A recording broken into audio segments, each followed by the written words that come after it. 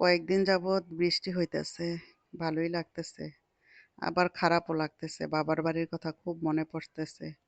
ছোটবেলা বলতাম আকাশের অবস্থাটা খারাপ হলে একটু কালো হয়ে আসলে বলতাম আল্লাহ মনে হয় রাগ করছে।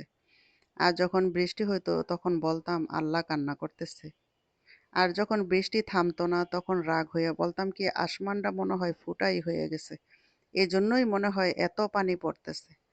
এখনকার বাচ্চাদের কোনো ফিলিংস নাই। না আছে রৌদ্রের ফিলিংস, না আছে বৃষ্টির ফিলিংস। আর আমাদের কত অনুভূতি ছোটবেলার, এখনো সেই অনুভূতির কথা মনে পড়ে। কত কিছু ভাবনা ছিল, কত কিছুর নিয়ে আমরা চিন্তা করতাম, এখনো সেগুলি মনে পড়ে। আমি এই গাছটা কিনছিলাম তখন ৩টা পাতার সাথে, সেনেক্স প্লান্ট বলে আর কি এটা মনে হয়। তো উম, এই গাছটা আমার সেবা যত্ন পাওয়ার পরে এই গাছটা বড় হয়ে এই ২টা বাচ্চা দিছে এখানে পাশে দিয়ে। ২টা বাচ্চা দেওয়ার পরে এই গাছটা কেন জানি মরে যাচ্ছে বুঝতেছি না। এই যে গোড়া দিয়ে পচে গেছে, পাতাগুলি লাল হয়ে গেছে। আরো কয়েকটা পাতা পড়েও গেছে।